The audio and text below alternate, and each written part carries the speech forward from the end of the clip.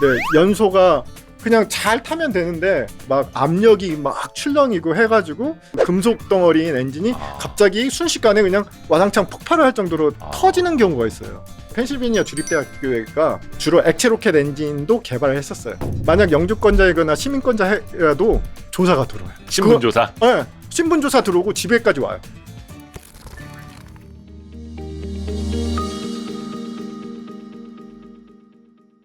이 모형까지 직접 챙겨오시고 감사합니다.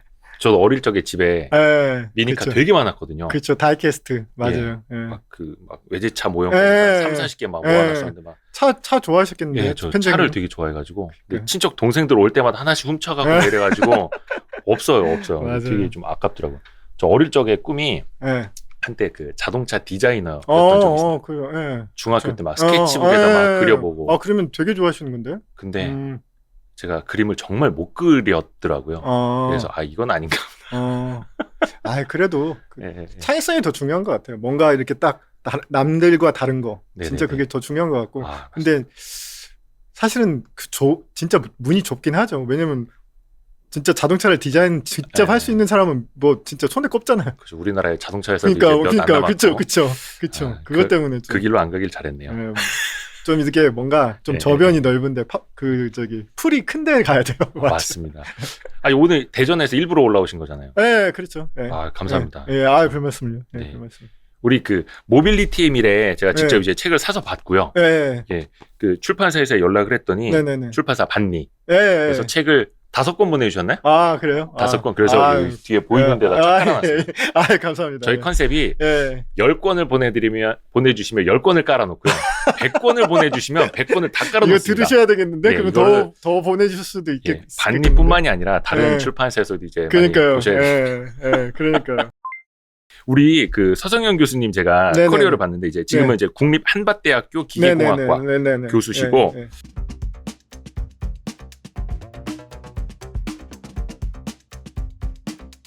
이 책에도 써 있는데 카이스트를 이제 졸업하셨고 미국 펜실베니아 주립대에서 기계공학 박사 하셨고 요거 있는데 특이한 거 있던데 과학고등학교 조기 졸업.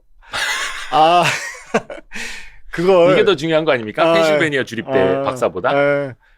다들 뭐 조기 졸업이라고 하니까 다들 뭐 이게 대단한 거라고 생각하시는데 저희 때가 이제 반이 60명이었어요. 한 반이. 한 학년에 2반 있었는데 30?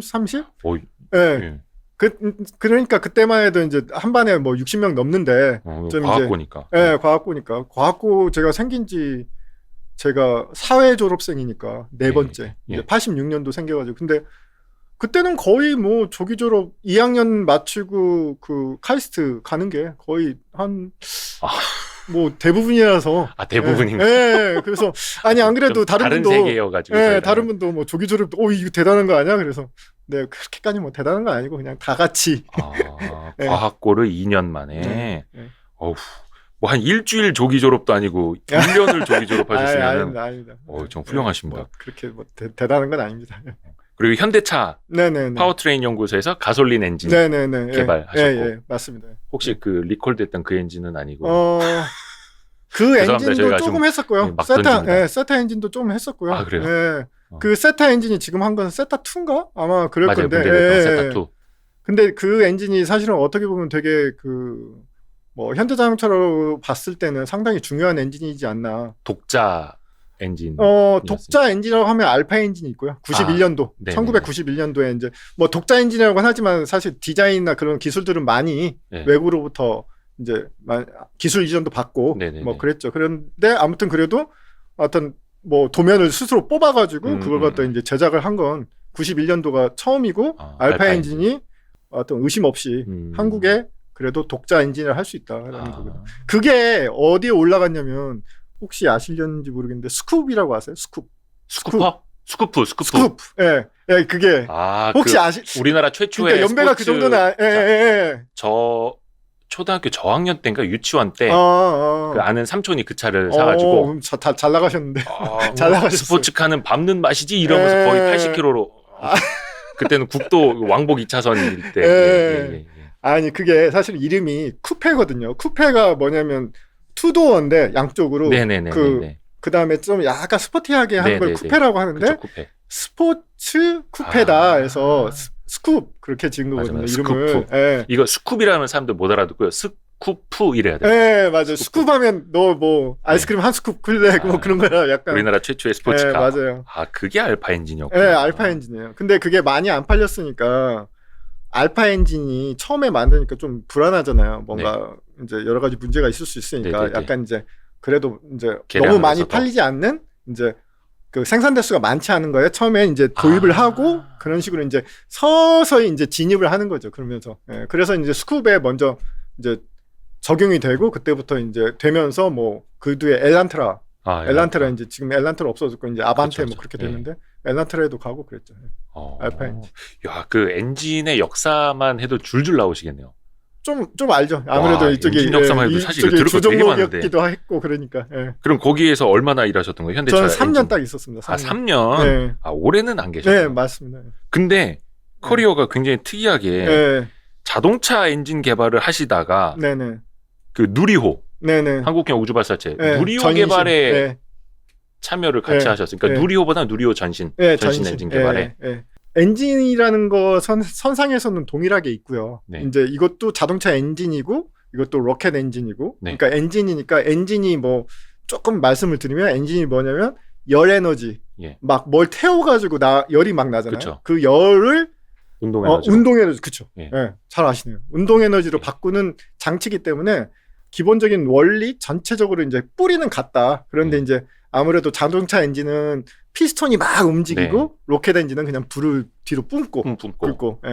그런데 이제 제가 이걸 한 이유는 워낙에 이제 대학원 때 그 연구했던 그 어떤 주제가 연소가 불안정해지는 그거에 대해서 연구를 했거든요. 근데 연소가 그냥 잘 타면 되는데 갑자기 이게 막 출렁이고 막 압력이 막 출렁이고 해가지고 그 엔진 자체가 깨질 수가 있어요. 연소 불안정이 발생을 하면.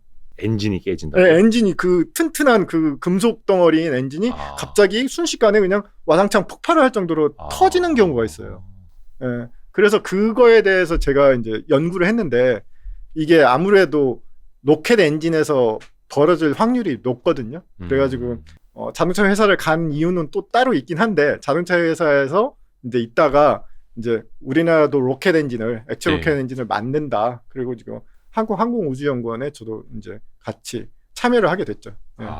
그래서 로켓 엔진에서 발생하는 연소 불안정에 좀 해결 방안을 제시하고자 이제 했고 또 항공 쪽에 어렸을 때도 이렇게 제가 내가 항공 쪽에 관심이 있었나 보니까 어렸을 때 꿈 중에 하나가 초음속 전투기. 파일럿. 네, 파일럿. 근데 군인은 제 스타일이랑 안 맞는 것 같고 성격이랑. 근데 꼭 지금은 좀 나이가 좀 먹은 것 같은데 초음속으로 한번 날아보고 싶다는 생각을 계속 했었던 것 같아요. 겪어보고 싶다. 초음속을. 저기 뭐 미국 캘리포니아 같은 데 가면 뭐 이제 퇴역한 미국이 같은 거 가져와서 돈 내면 탈 수 있다는 얘기도 들었어요. 그래서 실제로 무중력 체험도 하고. 그쵸. 사실 뭐 돈 있으면 다 할 수는 있는데, 그런 걸 한번 해보고 싶다. 그래가지고 항상 항공, 우주에 관심이 있었던 것 같아요. 그리고 이제 미국에 있었던 대학에서도 저희 이제 펜스테이트라고 하는데 펜실베니아 주립대학교가 큰 연구센터가 있었어요. 추진 연구센터. 근데 그 연구센터에서 뭘 했냐면 주로 액체 로켓 엔진도 개발을 했었어요. 그 기본 원리. 근데 그것은 외국인은 참여할 수가 없어요. 외국인 학생은? 네, 안 돼요. 이게 워낙에 민감한 기술이기 하기 기술 때문에. 빼갈까 봐? 그쵸. 미국이 그런 게 상당히 철저해요. 그게 생각보다 만약 그런 제가 과제에 참여를 하려고 하면 당연히 시민권자여야 되고 영주권자여야 되고 만약 영주권자이거나 시민권자라도 조사가 들어와요. 다. 학생이라도. 신분조사? 신분조사 들어오고 집에까지 와요. 저는 그걸 들었어요. 옆에 이제 수업을 듣는데 옆에 이제 미국 국적의 학생이 있었는데 그분이 이제 그런 과제를 참여하다 보니까 집에까지 오더라. 수색을 하러 혹시 무슨 문제가 있는지. 그래서 이렇게까지 미국이 되게 자유스럽고 그런 것 같은데도 생각보다도 뭔가 기술 보안 측면에서는 그쵸. 기술 보안은 철저하게 한다. 그 대신 그게 이제 검증이 되면 그 기술에 접근을 할 수가 있는 거죠. 이제 뭐 아이디도 주고 패스워드 줘서 막 들어서 보는 거죠. 그렇죠. 믿을만해지면. 그렇죠. 믿을만해지면 거기 가서 이제 기술도 보고 그러면서 그 기술 활용해라. 너도 가지고 가서 그렇게 되는 거죠. 그게 됐었으면은 지금 우리 교수님이 미국에 계속 계셨었어. 뭐 그럴지도 모르죠. 예. 사실 저랑 같이 계셨던 분들 중에 많이 그냥 지금도 남아 계세요. 예. 그때는 그 생각하니 갑자기 떠오르는 옛날에 그 최초의 한국 그 우주인 프로젝트 할 때 러시아랑 같이 할 때 고산 씨였을 거예요. 제가 정확히는 모르겠는데 종이 몇 장 뭐 이렇게 카피를 했나? 그게 이제 빌미가 돼갖고 최종에서 탈락과 뭐 이런 일도 있었던. 맞아요. 보안이 그만큼 좀 첨예한 문제기는 하네요. 이게 아무래도 전략 기술이다 보니까 한두 푼짜리도 아니고. 그렇죠. 요즘 뭐 뉴스도 오늘 저기 오면서 뉴스 보니까 뭐 또 뭐 약간 이쪽에서도 뭐 한다고 하는데 전략 기술이기 때문에 이쪽에서 한다고 하는 거 저 북한에서 뭐 자꾸 쏘는 거 말씀하시는 거예요. 그러니까 이게 정말 다 알아듣지? 정말 이게 전략 기술이다 보니까 확산되는 걸 갖다가 좋아하지 않죠. 그 기술 갖고 있는 데가. 그러니까 핵확산 방지 조약 뭐 MTCR도 있고 뭐 다 있으니까 복잡하죠. 그렇죠. 그 뭐 우주 여행 꿈도 꾸고 계시다고 이 책의 맨 앞에 저자 소개에 있더라고요. 요즘은 그거 가능하잖아요, 이제. 그쵸. 뭐 여행이라고 하긴 좀 뭐한데 우주 체험? 그쵸. 무중력 체험. 사실 무중력 체험 아까도 말씀하셨지만 블루 오리진도 그렇고 여기 또 내려올 수도 무중력 체험이긴 한데 스페이스X가 지금 하고 있는 게 있잖아요. 스타쉽이라고. 스타쉽도 저기 텍사스 쪽에서 이제 보카치카 그 지명이 그런데 거기서 그 2단으로 된 걸 쏴가지고 그 무중력 그 지구 궤도에서 요게 이제 이송을 하면 예를 들어 로스앤젤레스에서 LA에서 시드니까지 기존에 하면 얼마나 걸릴까요? 그러면 LA에서 시드니요? 뭐 747 타고 미국에서 호주까지 비행기 타고 그것도 10대 시간 그럴 것 같죠. 네. 우리나라에서도 아마 호주까지 시차는 1시간인가 밖에 안 나는데 아마 10시간 정도 걸리는 거 알고 있는데 비행기로. 그걸 1시간 내에 가겠다. 아예 궤도까지 가서 이렇게 해서 내려오는. 그쵸. 그러니까 우주까지 가서 거기서 엄청나게 빠른 속도로 가서 내려오는 거죠. 근데 그 타려고 준비하는 데가 이틀 걸리지. 근데 요즘에도 돈이 있으면 우주 여행은 또 할 수 있다고 해서 물론 이제 천문학적인 금액이긴 합니다만 책이 많이 팔리면 가능할 수도 있겠다. 이야기를 우선은 조금 자동차 그다음에 모빌리티 뒷부분에 좀 우주 항공, 우주 기술 좀 이렇게 여쭤보고자 하는데 최근에 이제 전기차들이 굉장히 길에 많이 보입니다. 근데 저 책을 보고 알았는데 이미 전기차가 1900년도에 나왔던 게 1900년대가 아니라 1900년도에 나왔었대요. 전기차가. 아니 무슨 기술로 그때 어떻게 나왔던 거예요? 그러니까 이게 결국에는 전기차가 움직이려면 모터가 있어야 되고 모터에 전기를 갖다가 에너지를 공급해주는 이제 어떤 배터리가 있어야 되는데 납축 전지는 사실 1859년도에 벌써 개발이 됐고요. 이제 프랑스 물리학자라고 이제 가스통 플란테라는 분이 이제 납축 전지를 가스통이요, 성함이? 가스통. 딜레이가 있고 터지는데. 그 아이디어는 사실 뭐 잘 아시겠지만 어떤 컨셉이라는 게 갑자기 나타난 게 아니라 이전부터 있었는데 과연 그 기술을 갖다 적용해가지고 사람들한테 어필할 수 있는 어떤 실제 제품으로 만들 수 있냐 그건데 처음에는 전기차가 상당히 괜찮았단 말이에요. 왜냐하면 내연기관 차보다 내연기관이 그렇게 성능이 좋지 않고 그 당시에 당시에 그러니까 냄새도 나고 그다음에 또 시동 거는 게 이제 시동을 걸 때 혹시 경운기 해봤죠. 저는 어릴 적에 해봤습니다. 이거 해보셨어요? 잘못하다 어깨 빠진 사람들도 있어요. 그걸 해야 되거든요. 자동차도. 그러니까 그게 얼마나 번거로워요. 냄새도 나고 막 그다음에 시동 걸려면 이렇게 해야 되니까 막 아니면 먼지 뒤집어 씌우고 그다음에 주유소도 그렇게 많지 않았으니까 또 기름도 넣어야 되는데 그러니까 전기차가 오히려 깔끔하다. 그냥 배터리 충전만 하고 그냥 버튼만 누르면 가는 거니까. 1900년에. 그쵸. 그런데 이제 그게 이제 상황이 바뀐 거죠. 이제 가솔린 엔진이 나오면서 좀 더 이제 기술이 좋아지고 그다음에 가장 중요한 게 스타터가 만들어졌어요. 이제 돌리지 않아도 점화. 그렇죠. 엔진 딱 점화. 누르면 이제 모터가 돌아가지고 대신 이걸 사람이 막 이렇게 막 돌리는 걸 크랭킹이라고 하는데 크랭킹 하는 걸 갖다가 대신해 주는 장치가 개발되면서 이거 편한데? 훨씬 전기차보다 편한데? 그리고 또 중요한 게 이제 포드에서 모델 T를 이제 대량 생산을 했거든. 근데 이 대량 생산은 정말 중요한 게 모델 T가 대량 생산, 매스 프로덕션이 되면서 막 찍어내는 거잖아요. 차를. 네, 그렇죠. 네. 그러니까 이게 단가가 확 내려가는 거예요. 네. 그러니까 뭐 3분의 1까지 내려가니까 전기차에 비해서. 맞아요. 그게 역사적인 사건이죠. 그렇죠. 그건 사실 자동차뿐만 아니라 모든 제조에 있어서 맞아요. 역사적 사건이죠. 이제 포드 이게 모델 T. 그렇죠. 대량 생산을 할 수 있냐? 없냐. 요 책에도 보니까 요즘에 그 포르쉐 그 타이칸이라는 그쵸. 차가 엄청 유명한데 그때 포르쉐가 전기차를 했었다고. 저는 타이칸이 포르쉐의 첫 번째 전기차인 줄 알았는데 아니죠. 그게 아니라 거의 1900년대. 네. 그러니까 이분들도 이제 포르쉐라는 박사도 프리난드 포르쉐라는 박사도 이제 어떻게 보면 발명가인 거죠. 그러니까 발명가니까 생각을 해보니까 뭔가 이제 동력원이 필요한데 모터도 있고 그때도 모터도 있고 뭐 내연기관도 이제 개발이 되고 있지만 뭘 쓰면 좀 더 편할까 사람들한테 잘 팔 수 있을까 하면서 이제 이때 뭐 기록을 보면 오스트리아 빈에 있는 마차 제조업체하고 이제 그러니까 뭔가 합작을 해가지고 만들어냈다고 그래요. 네. 그런데 이게 또 중요한 게 뭐냐면 바퀴마다 모터가 있어요. 바퀴마다. 그 지금 뭐라 해야 되나 그 사륜 거기에 다 모터를 다는 거랑 그렇죠. 바퀴 4개에 단 것처럼. 그러니까 100년 전이랑 아이디어가 거의 흡사한 거네요. 그렇죠. 흡사한데 그게 얼마나 이제 세련되게 효율적으로 만들었냐가 다르겠죠. 이제. 그러니까 지금은 완성차 업체랑 배터리 제조 업체랑 막 이렇게 합작을 하는데 당시에는 자동차 업체랑 마차 하는 업체랑 이렇게 차체하는 업체랑 마차 업체. 근데 잘 보시면 자동차도 결국에는 마차가 변한 거잖아요. 그렇죠. 그러니까 우리나라는 좀 다를 수 있지만 이제 그 유럽 같은 경우는 잘 아시겠지만 이제 마차가 다니는 길이 갑자기 자동차가 들어오면서 마차랑 같이 막 다니고 혼재되다가 들어가니까 차의 사이즈도 결국에 마차의 사이즈가 된 거예요. 마차의 사이즈가 곧 자동차의 사이즈가 된 거예요. 그 차폭이라고 하죠. 차폭이 마차폭이랑 똑같다고. 그렇죠. 그렇게 된 거죠. 결국에는 그걸 활용을 해야 되니까 그 길을. 뉴욕에 가면 센트럴파크 있잖아요. 거기도 길이 되게 넓대요. 저는 못 가봤는데 거기에 옛날에 부자들이 마차 끌고 와서 말들도 막 산책시키고 하느라고 해서 길을 크게 만들었다고 그런 얘기도 있더라고요. 맞아요. 와, 이게 진짜 역사 얘기 재밌네. 근데 최근에 GM도 전기차를 내놓고 이제 열심히 좀 추격을 하려고 하고 있거든요.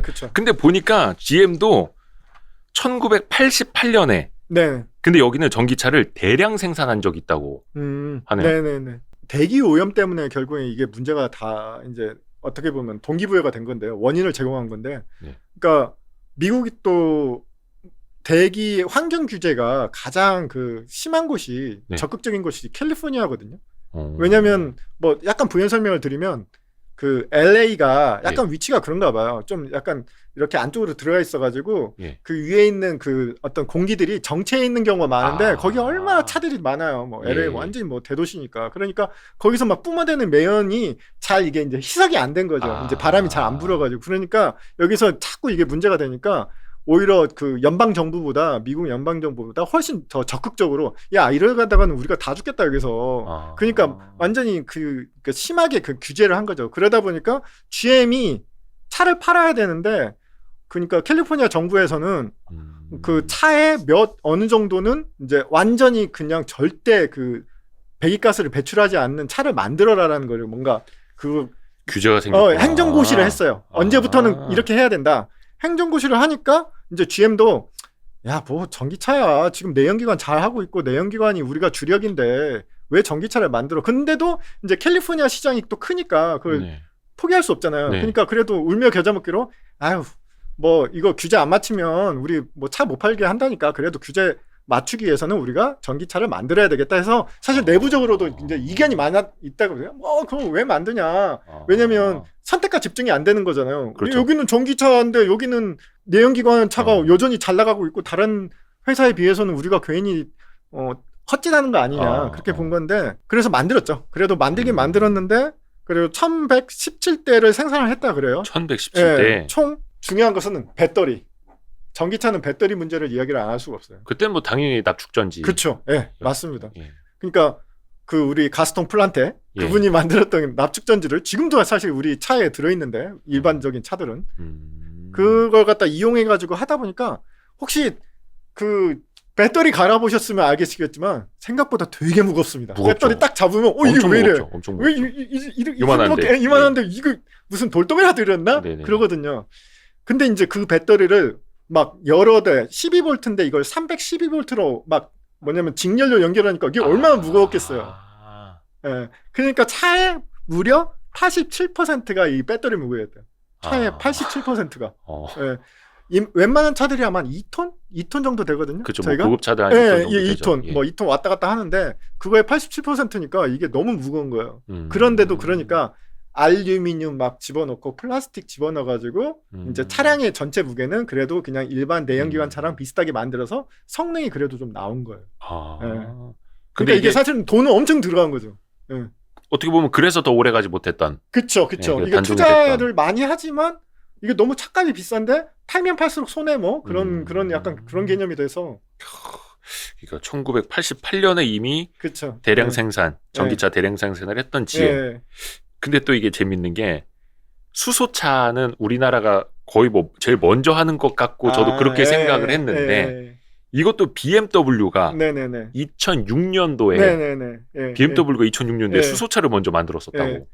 그러니까 수소차도 방식이 두 가지가 있습니다. 두 가지가 있는데 이제 수소가 기본적으로 이제 탈수가 있잖아요. 그냥 일상생활에서 수소 태울 일은 없는데요. 그렇죠. 그러니까 수소를 태워가지고 열 에너지를 만들어서 기본적으로 이제 내연기관처럼 사용하는 경우가 있고 직접 그냥 그쵸. 직접 아니면 이렇게 이제 우리 편집장님 말씀하신 것처럼 수소를 이제 흔히 이제 우리가 수소차라고 말하는 연료전지 그쵸. 연료전지로 해서 수소를 갖다가 전기를 만드는 식으로 해가지고 이온화 시켜가지고 하는 식이 있는데 여기서 이제 말씀하신 것은 BMW가 한 것은 수소 내연기관차.